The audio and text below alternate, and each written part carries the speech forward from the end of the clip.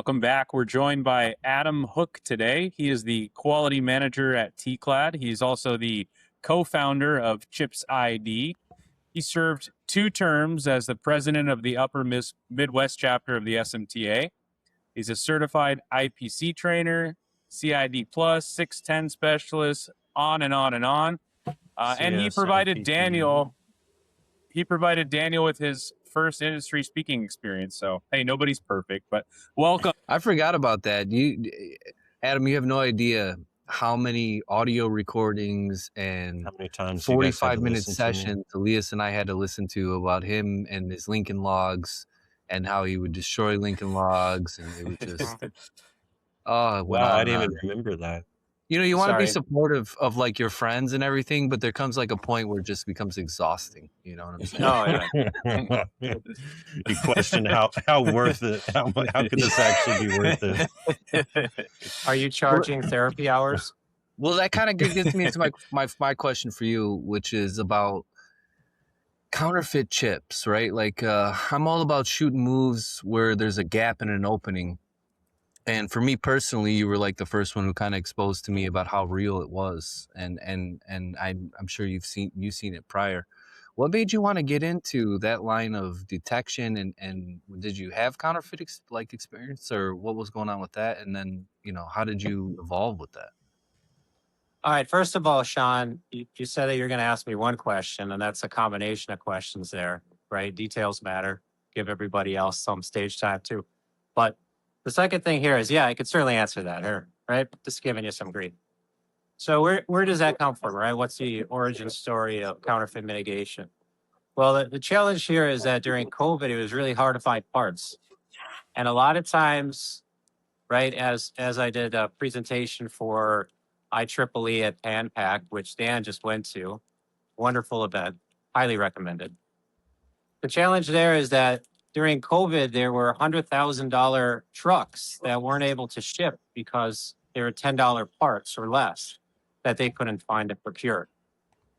And there, jokingly, I was telling my supplier quality engineer at the time, I was saying, hey, what would be a great business is if you could buy these chips that people need and then just sell them at like 300% higher.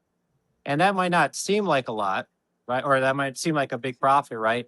But you got to realize that you have a $3 chip and now you charge $9 for it. If that allows you to have a $100,000 vehicle roll off the lot, many people would be willing to pay for that.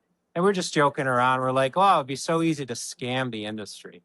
And then you just dig a little bit further and you're like, wow, there's actually a lot of people who have already done that, who are already kind of scamming the industry, buying up the world supply of this or that, and then selling it at 200, 300%. In fact, you even find that sometimes it's, 100 times more expensive in some cases. And the reason why you can say that is that you can buy a chip on DigiKey right now, a TSOP, 10 TSOP of one size, that's 10 cents. And then you can buy the same package, same manufacturer, it's $100. It's 1,000 times, right, return on investment. And you could buy it, and all you have to do is just remark the top of it. Now, granted, it's highly illegal, but think about that, the drug trade that comes from Colombia, right? That trade that you may have heard of that allows us Americans to, try to, blow up fishing boats or whatever nonsense is going on there. Point of it is that that's all based on the fact that they're only getting 30x times profit. They're only getting 30x times profit. And doing a counterfeit is 1,000 times X profit. So you gotta realize that this is so lucrative that industry, that risk will never ever go away. And when you think about the top of it, right, what are you actually looking for? What's actually important here? It's not the markings on the top; it's the die that's inside of it. So how do you get to that die? How do we know that what's inside of it is what you need? And so the way that you're able to do that is that you have to decapsulate the part, and then you have to catalog that part. And the theme of, or the saying that we say a lot at Chips ID is dies don't lie. So if you can get down to that microscopic level of this, right, that's a very difficult thing to manufacture. These lead frames, which is all this, right, plastic and you know, copper that's in there. That's not an off the shelf part. So I mean, again, it's just laser marking in that die. And how big are these parts we're talking about? I'm sorry if I'm blabbering on too much about this point. How big are these parts? No, We're it's talking great. about parts this big. They're not. They're not this big. So to make a die that is able to function at that small, they might as well be building the real thing.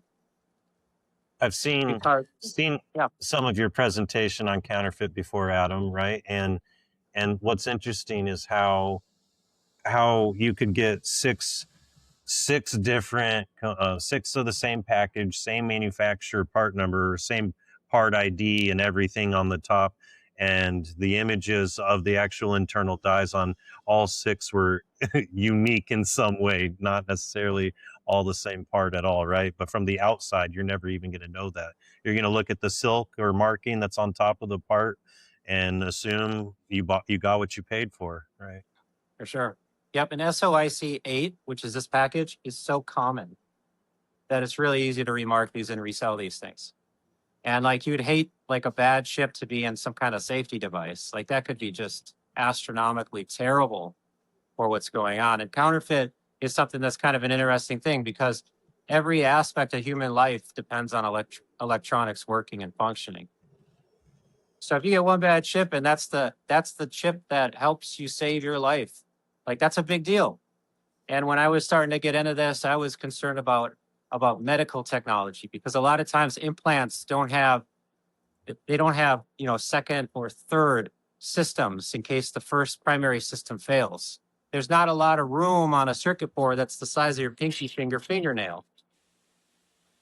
So single point of failure, high risk. I want to get in front of that.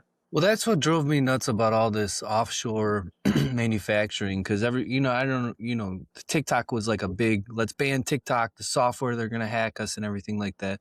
Listen, software can be patched. The one thing that cannot be patched is hardware. If that thing is wired a specific way, it doesn't matter. And look at our laptops, our phones, everything is manufactured overseas. You're telling there's no way they're going to inspect every single phone that came in and every single die that came in, everything like that. If we really want like national security or stuff like that, right? Like you would have to manufacture it here with verified components. And it just drives me. It just, there was that story the other couple months ago about how there was a bus system, I think in like Denmark or Netherlands, that they found out that the chips that were manufactured in there could be hacked and they could shut down their entire infrastructure system. And it led to this whole ordeal over it. But it just drove me nuts. And so how is that business for you? Is it scaling at all, or is it kind of staying the same, or what's going on with that?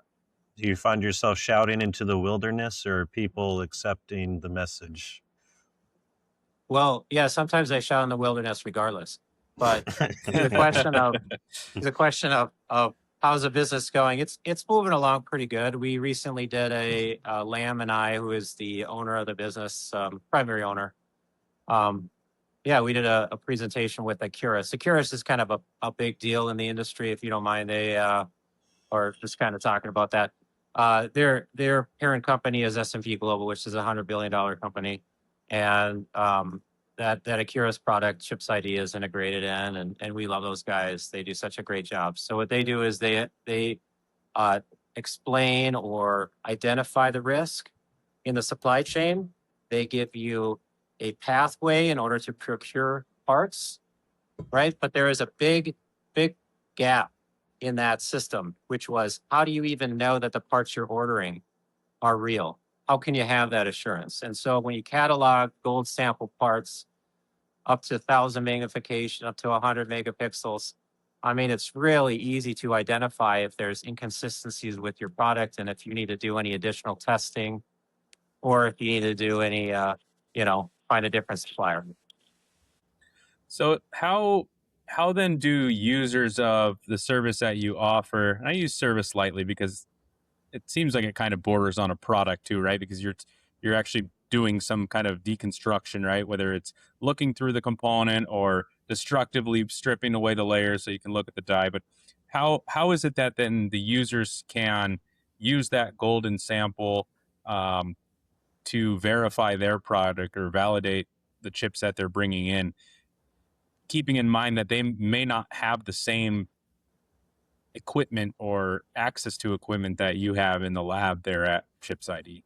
Yeah, for sure. So definitely certain labs are going to be more capable than others. No question about that.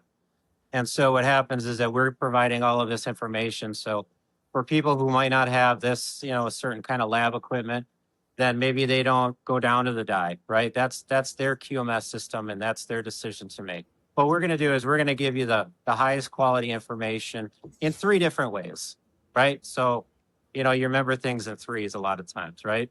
So the first way we have is the GS store, which is a gold sample store. You go in there and you buy a report. And that report is going to help you if let's say you're manufacturing something, you don't know if you have an authentic part. Let's say it looks a little different than the last lot that came in, right? You're going to say, is this a manufacturing variability? Does this make sense to be in my device?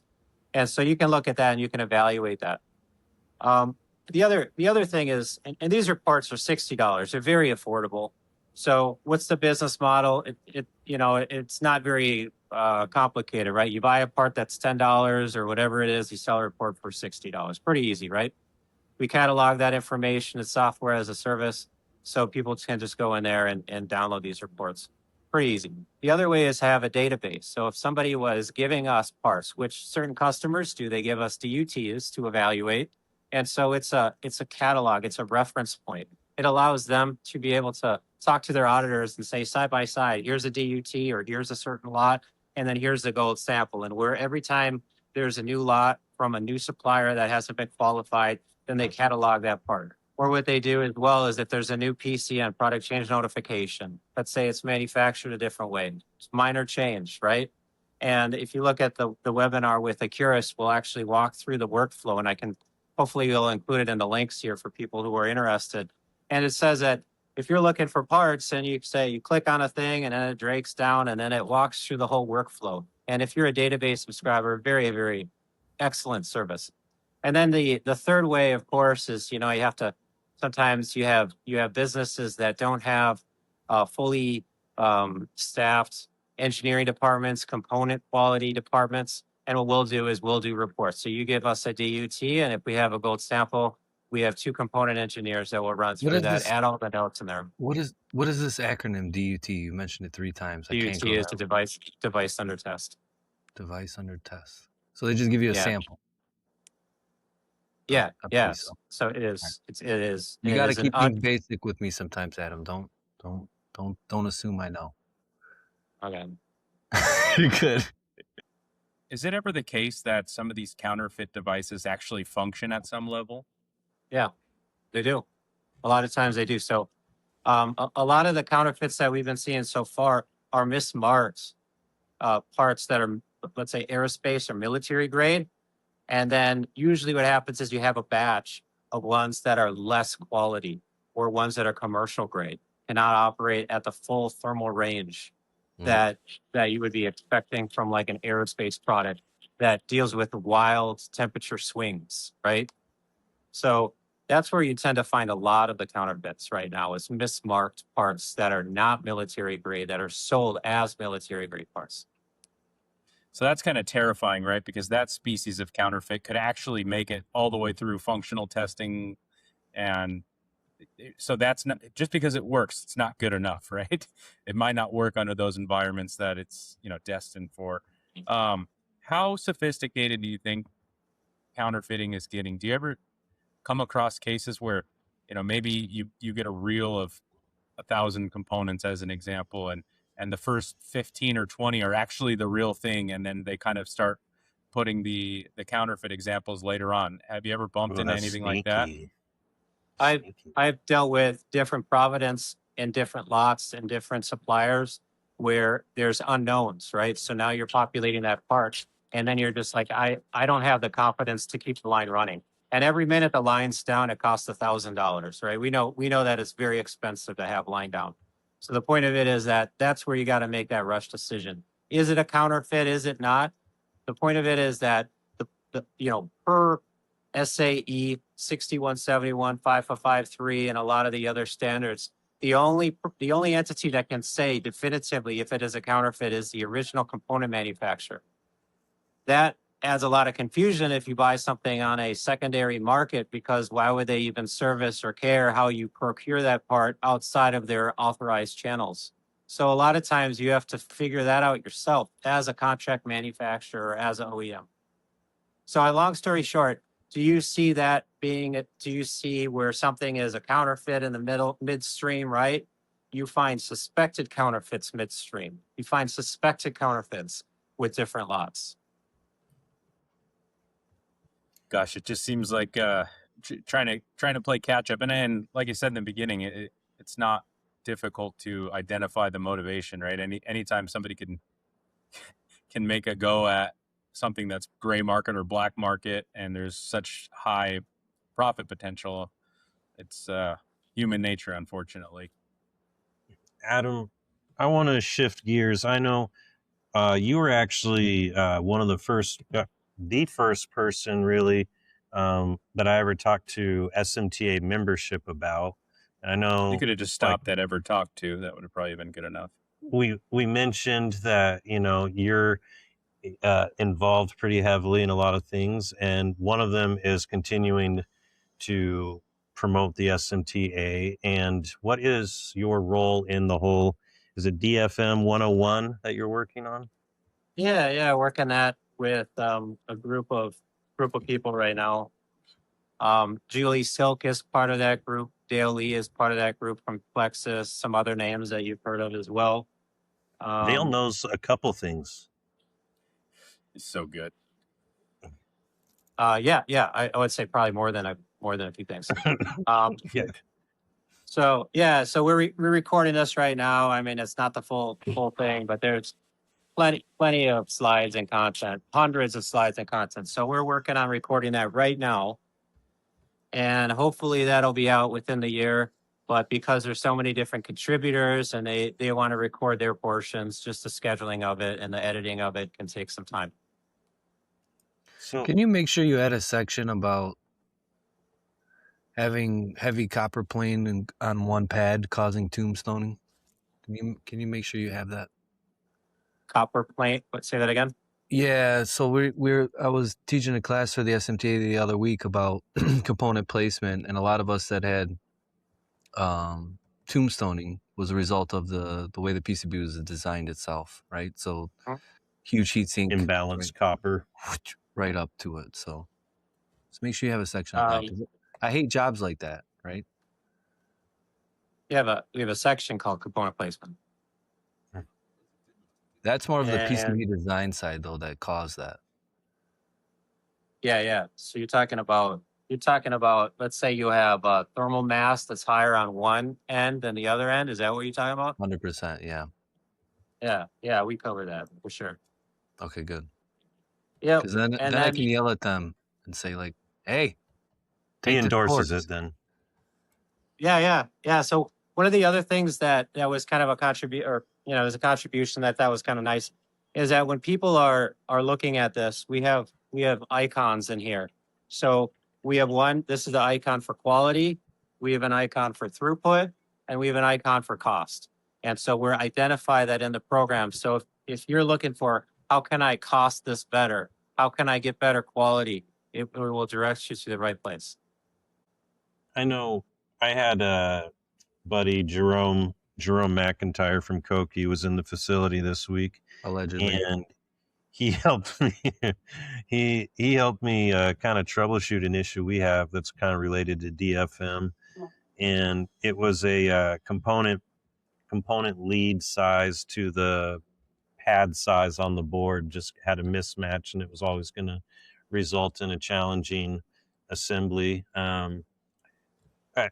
I'm curious, you know, so that's the design for the board level, but it involves assembly. Like, this is kind of an age-old argument on whether assembly stuff is wrapped into DFM or if DFA is a separate thing. Like, where do you draw the line on what's DFM and what's DFA? And if they're one's, a square can be rectangle, but a rectangle is not a square, Yeah, kind of a thing. age old for sure. I think that's what the Hatfield and the McCoys were fighting over, right?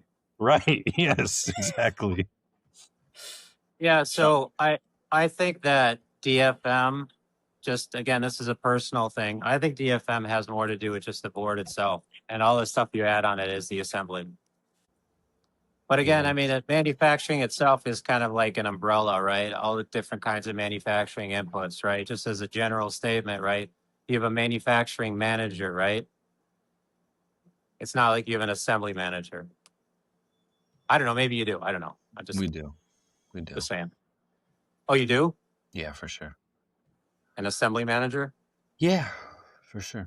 But I would Elaborate. assume I would put more of it into, you know, if you go that route, it's you're kind of pigeonholing the PCB manufacturer's capabilities, right? So one circuit board manufacturer may have this minimum tolerance, right, and the other one might have something better, right? So Mhm.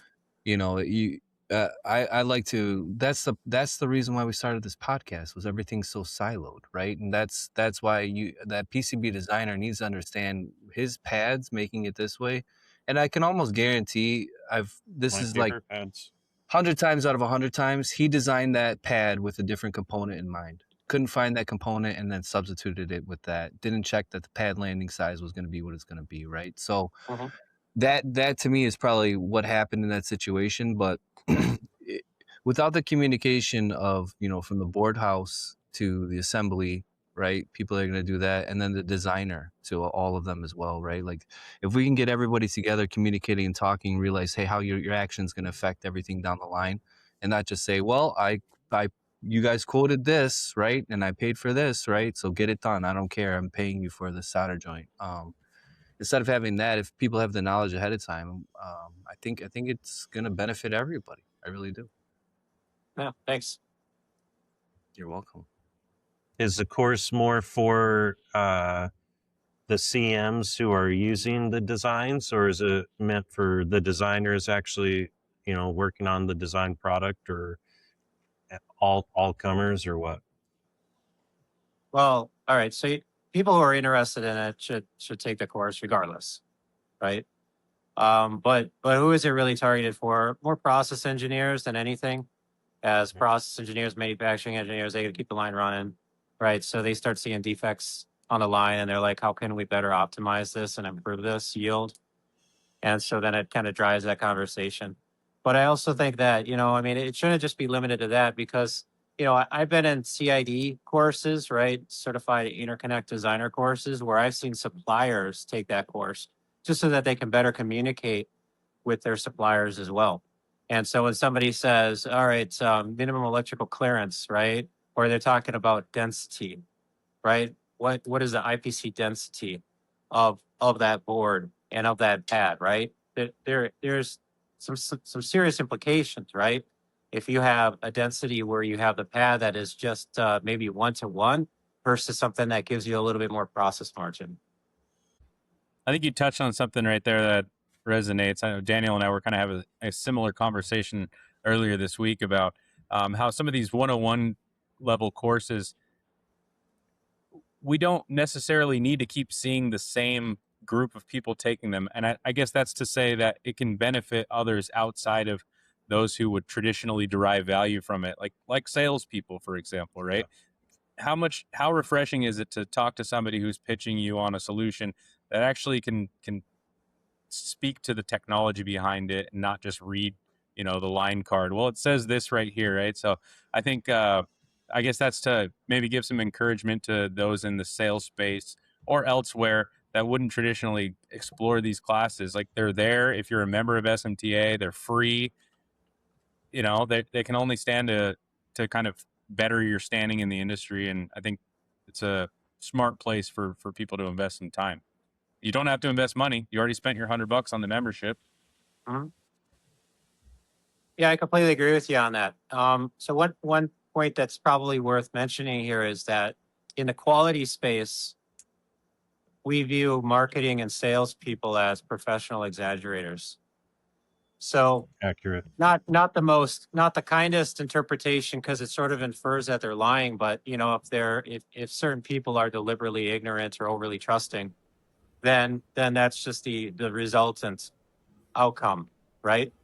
So the point of it is that you really want to be, if you want to win over anybody who has a quality decision, right? You want to sell another apparatus like a Chatillon or an Instron or something else, right? We don't want to hear you run off the line card. We want to see our product being tested with that machine, because mileage may vary. And so we want to see that. We want to see that not just the one lot, we want to see it with the second lot. We want to be ready for the IQ, OQPQ when it shows up at the dock and it's starting to get set up. We want to start using that tool as fast as possible so we can get the return on investment and the principal that was invested in that, because capital costs money right now. And a lot of people are struggling with the tariffs. So again, we want to make sure we get the most out of this equipment and use it practically as soon as possible. Yeah, and that's not to bash on salespeople, right? Because we all depend on them, no matter what our business is. Somewhere down the line, somebody's got to sell it. Otherwise, what we're doing is useless. But maybe it's just a bit of encouragement to the salespeople in our space, and some of them already do it and are doing it brilliantly, right? I mean, there's some sales folks out there that, a lot of them are ex-process guys, right? They seem to make the best ones, but yeah.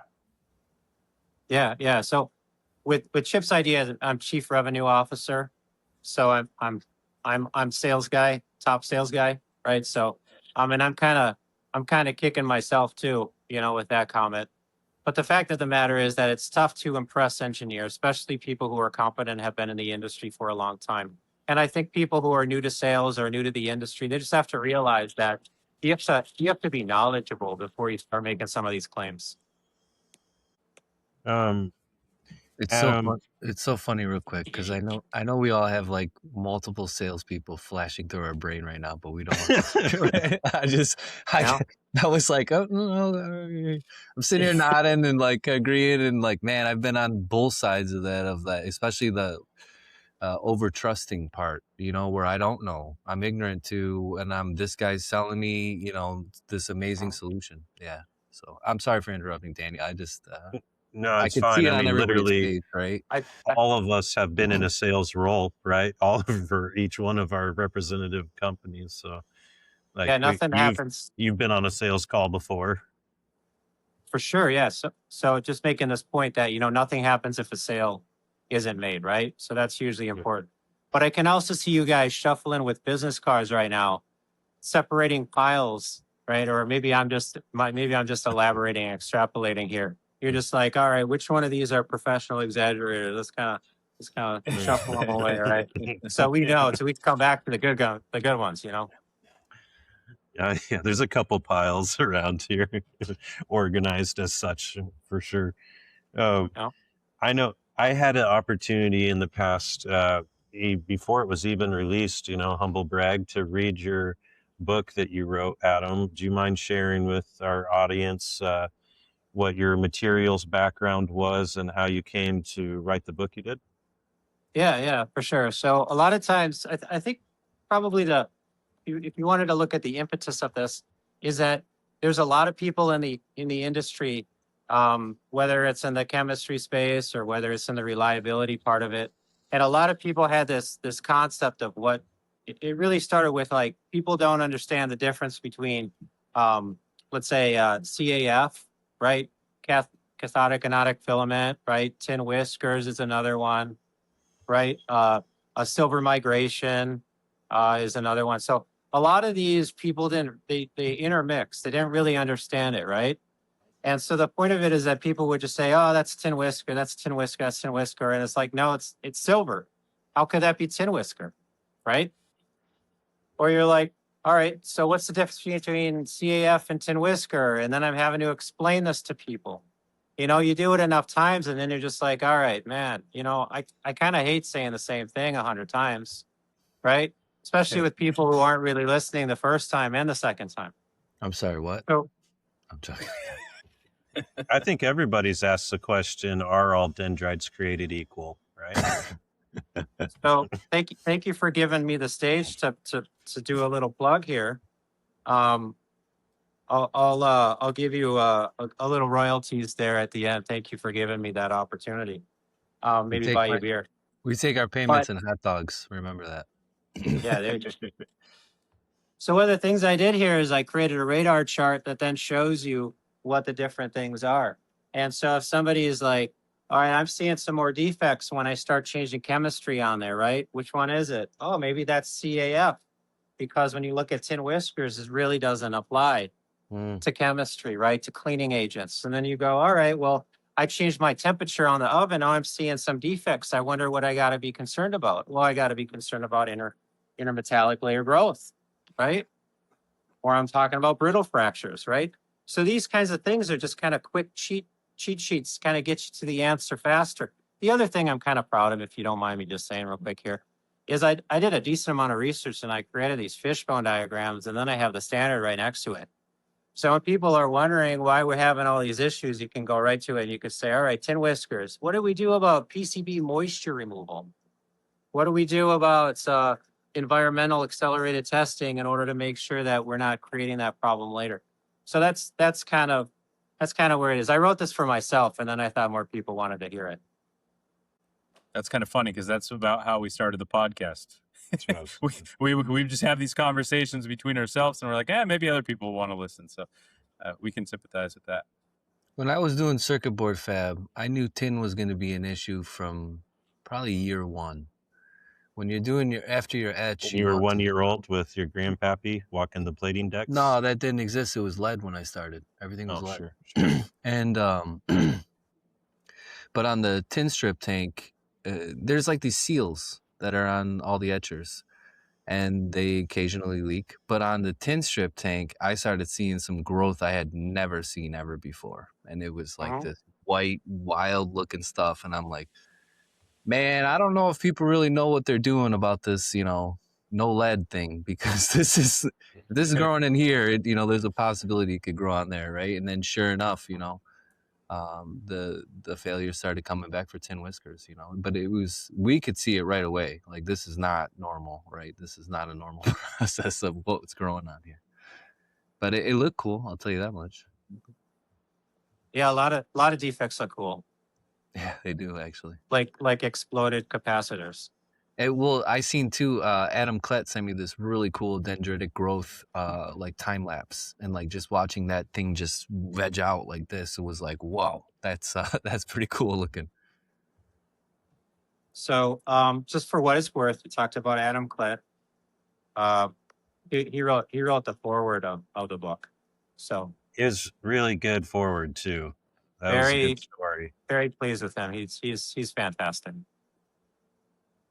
Shout out Dr. Adam.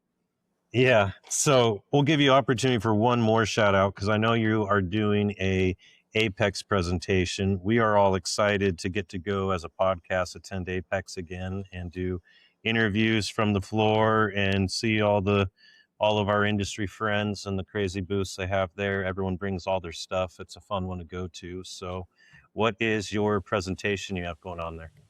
Yeah, the presentation is called Inside the Chip. And that is a combination of efforts with Chips ID and Comet Exelon. And so the challenge in the industry was, what if I want to see the inside of the chip and I don't want to destroy the thing, right? And so we started asking ourselves that question.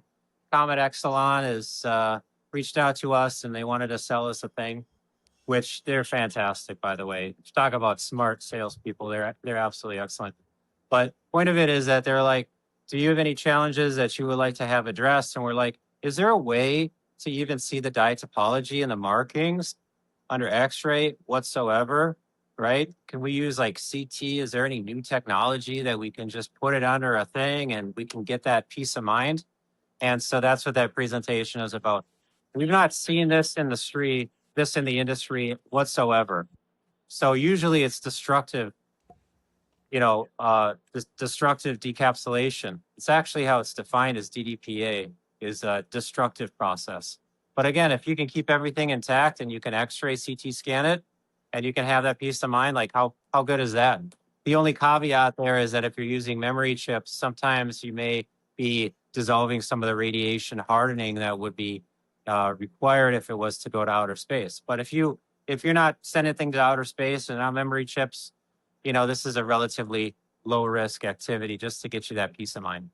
We had David on our podcast, and what it was, an iPhone or iWatch? What was it that we scanned? Yeah. It was an Apple The Watch. Apple Watch. Yeah. Apple Watch. Yeah. And That looks- Daniel and I got to put hands on some of their equipment firsthand last year. We went up to their demo lab when we were up there for what was that? Why were we there? Was that Design Con?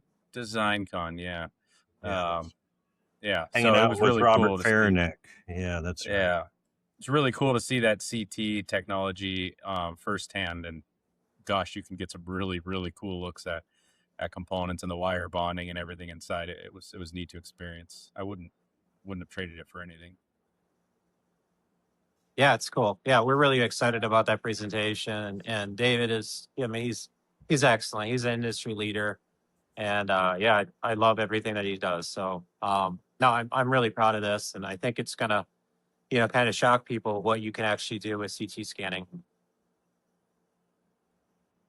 I'm sure for anyone who hasn't seen it, the first time you do, it's so mind blowing. It's crazy. The micron resolution images, the insides of the components and insides of, yeah, it's wild. I highly recommend anyone who ever gets a chance to go to that demo center to do it. Or I also recommend anyone who ever gets a chance to see Adam Hook give a presentation to do that also. So, Adam, thank you very much for your time. You're very generous to spend it with us. We hope you enjoyed it as we did. Thank you to the audience for sticking with us through Rev 3. And follow us on YouTube, Spotify, wherever you listen. Stay tuned until next time. Thank you.